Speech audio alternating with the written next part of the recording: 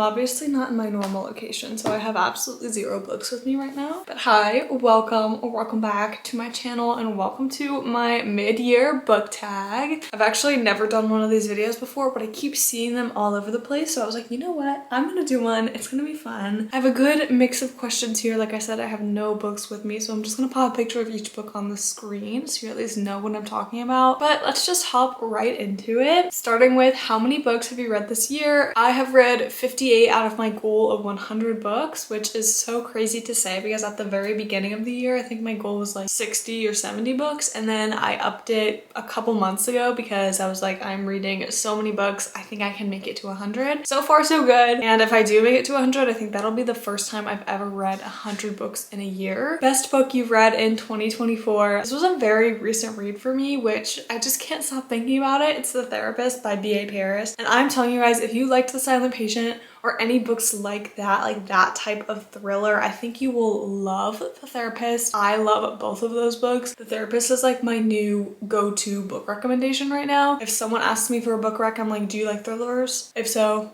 read The Therapist. It's so good. Also, forgot to mention, I tried not to repeat any books throughout this. I think I might have repeated like 1 or 2 books or 1 or 2 authors, but other than that, I tried to not repeat absolutely anything because I feel like that would just be boring. Like, no one wants to hear me say the same thing over and over again. The best sequel you've read this year? This was hard for me because in my head, it was like, I've read no sequels. Literally, like, one of the first books I read in January was Iron Flame, and I actually loved that book. I rated it a 5-star, even though so many people did not like that one. I really liked that one. I actually liked it better than Fourth Wing. Fourth Wing I gave a 4-star. That one I gave 5 stars. I loved it. But I also wanted to mention A Good Girl's Guide to Murder. I read the entire trilogy this year and the prequel, and I loved it. But for some reason when I read this question, I was like, oh, I can't have read the entire series this year. I had to have just read like the sequel. I don't think that that's the case. So I'm putting both of those as my answer, which also I'm so excited for the Good Girl's Guide to Murder TV show, and I'm so upset that other countries get it on July 1st, but in the States we have to wait till August 1st, which is devastating because yesterday I was on Instagram and I just kept scrolling and everyone was talking about it and I was like, no, don't look, just keep going. Anyway, I'm very excited for that, but I'm sad I have to wait. A new release you haven't read yet but want to. This is Funny Story by Emily Henry for me. I feel like I heard so many people talking about this book right when it came out, and I bought it as soon as it came out, but it has just sat on my shelf since then. And honestly, I don't know why, because when Happy Place came out, I read that almost immediately, but something about Funny Story, I'm just like, I need to make sure I'm picking it up when I'm in the mood to pick it up, and I have yet to be in the mood to pick it up. Like, I've yet to have that desire to really want to pick it up. I don't know why, but I'm sure it'll come at some point. Biggest surprise for me, this is Made in Manhattan. I remember when I picked up this book, all I wanted to do was read this book. I might have read it in one day, not one sitting, but one day. It was so cute. I loved the couple in this book, and the whole New York scene was really cute. There's also somewhat enemies to lovers, frenemies to lovers, maybe you might say. I don't know. But with it being in New York, you got like the big business side of things, but also like the big fashion scene and just like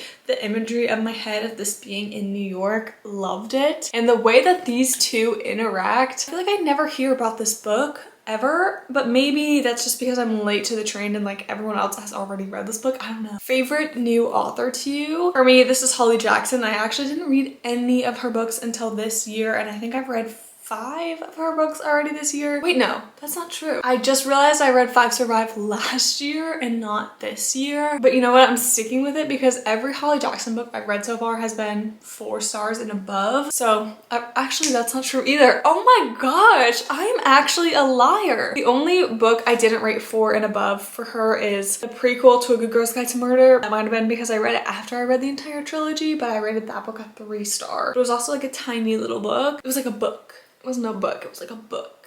You know what I mean? It was like a cute little tiny little book. But yeah, I just lied. But I don't know a better answer for this. Most read author, I actually also have Holly Jackson for this because like I said, I read 4 of her books this year, which is just crazy. That's the most I've ever read of one author in one sitting, I think. I am just lying left and right because the only other author I've done that with is Sarah J Maas because I read all of ACOTAR last year, which I actually think this answer will change by the end of the year because I'm pretty sure it's gonna end up being Sarah J Maas because I started the Throne of Glass series this year, so I'm already 3 books deep into that. I want to finish that this year, and I want to start Crescent City if I have the time and desire and will to do that. I want to at least start the series this year, but I want to finish all of Throne of Glass first, so that's like put on the back burner. But even if I finish all of Throne of Glass, I still think that Sarah J Maas will be my most read author of the year, because that's a hefty book series. I think there's 6 or 7 books in there. That's a lot. Newest fictional crush. I never get actual like fictional crushes. Like I never really am obsessed with the man in the book. Normally for me, I'm obsessed with the couple, not really like the man himself. Like even if the man does really cute things and I really like him, I don't normally like get a crush on him. Like I'm normally like, oh, I love this couple. I'm not normally like, I love this man. But with that being said, my favorite couple that I've read recently is definitely Gus from Beach Read. Loved their couple so much, and I honestly loved him just alone. He was great, and I can't believe it took me so long to read Beach Read. Next, I really want to read People We Meet on Vacation, because it's becoming, I think, a TV show or maybe a movie, but I haven't read that one and everyone is obsessed with that one, and obviously I need to read it before it hits the screen. Book that made you cry. Of course, my first thought for this one is A Little Life. This book tore me up. I was actually crying multiple times throughout the book. Just the way that it's written, I thought it was so beautiful that I could like feel everything. That's why I was crying so much. But I wouldn't take this book lightly, and I definitely don't think it's for everyone, because like I said, it is very deep, it's very emotional, it covers a lot of heavy topics, so I don't think it's for everyone, but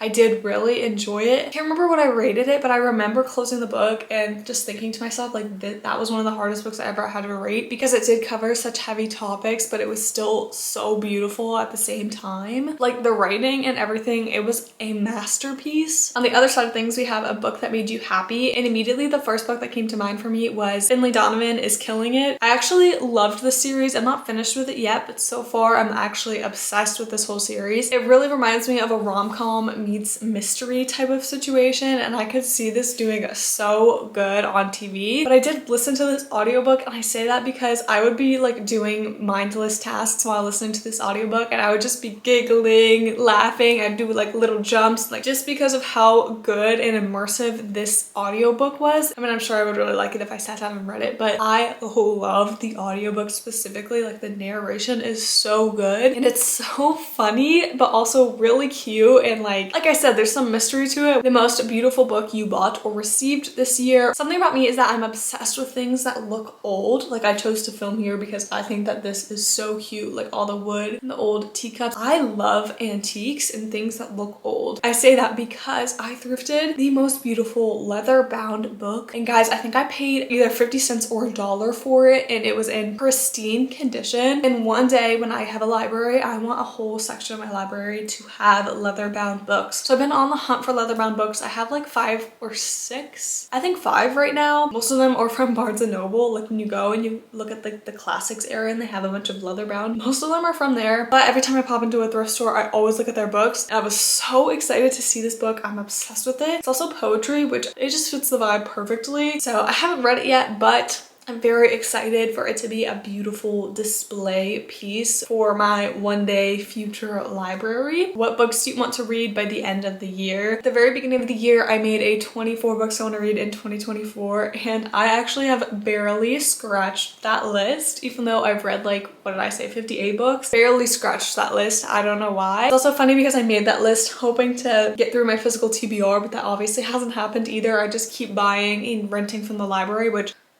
borrowing from the library, which I love the library. If you don't have a library card, get one. Even if you are like scared to go into the library, get a card, download Libby. I love the public library. Like that's such a good resource, use it. Plus it's more environmentally friendly to use the public library versus buy all of your books. With that being said, there's so many books on my 2024 TBR that I want to read, but there's a couple that I'm kind of focusing on right now, specifically seasonal books. So I really want to finish the Nantucket series by Ellen Hildebrand. I also want to read 28 Summers by Ellen Hildebrand, and I want to finish the Magnolia Park series. Those are the 3 main books slash series on my radar right now, but there's so many books on there that I want to finish, which I'm pretty sure either this month or next month I'm doing a trying to finish my TBR video. So if you want to see me read any of those books, you already know what to do. How many 5 stars did you have this year? In total, I have 11 5 stars, but at the beginning of the year, I reread a lot of books. So without any of my rereads in it, I have 6 new 5 stars this year, but 2 of those are nonfiction, which I rate differently than fiction, just because I'm not a nonfiction connoisseur. Like, I don't know a lot about nonfiction and what makes a nonfiction book good because I don't read a lot of nonfiction. But my 2 nonfiction books that I rated 5 stars was The Woman in Me by Britney Spears and Into the Abyss. And then for fiction, I only had 4 5 stars. So that was Iron Flame, As Good as Dead, Beach Read, and The Therapist, which I feel like I've talked about all of those books already. What books do you want to reread this year? Like I said, I started the year out with a lot of rereads, but I actually want to keep rereading the entire Cinder series. I read the very first book a couple months ago, but I haven't finished the rest of the series. And the reason I started my reread of that series was because I never finished the last book in that series. I read that series so long ago that the last book hadn't even come out yet, so I just never finished it. But I bought the last book, so I just need to finish my rereads and then read the last book so I can fully complete the series. A book you enjoyed with mixed reviews. I have to say probably the reappearance of Rachel Price. I feel like that's the only one that came to mind that I know had mixed reviews. Most people still liked this book, but a lot of people thought it was too slow or just too long and that parts were dragged out. I didn't feel that way at all. But I also don't mind a long book as long as it doesn't feel long. Like recently, I feel like I'm watching a lot of YouTubers, a lot of people on the book side of things kind of complain about books being a little bit longer. I don't mind if books are longer as long as they don't feel long. Like I don't pick up a book and I'm like, oh, this romance is 400 pages, I'm not gonna read it. Or I don't pick up a book and say like, because this book is 400 pages, I think it's gonna be too slow. Like I never do that. But if I'm reading the book and I'm like, oh my goodness, this is way too long, this is way too dragged out, then obviously that's gonna affect my reading. But for me, I didn't think that the reappearance of Rachel Price felt too long. And my last question is my 5-star predictions for the rest of the year. I have a couple that I have high hopes for, which I really hope doesn't end up hurting me in the long run. But my 5-star predictions are Divine Rivals, which doesn't have to be Divine Rivals, it could also be Ruthless Vows. I just want one of those to be a 5-star because I'm so excited to read those. I think one of the Throne of Glass books will end up being 5 stars. I don't know which one, but the first 2 books were 4 stars for me. But I'm on Air of Fire right now, not too far into it, but also really liking it. So I have high hopes that at least one of the books in the series will be a 5-star for me. And then I also put Funny Story on here, even though I'm a little bit nervous to read that one just because of the mixed reviews I've seen online. But like I said, Happy Place and Beach Read were both 5 stars for me, and I read those somewhat recently. I don't even know when Happy Place came out actually. It feels recently, but I think it's been a long time. That was it for my mid-year book tag. Let me know in the comments below what your favorite book of 2024 is so far so I can add it to my TBR. I'm also going to list all of these questions in my description in case you want to do a book tag like this as well. Thank you all so much for watching. Don't forget to comment, like, and subscribe, and I will see you in the next one.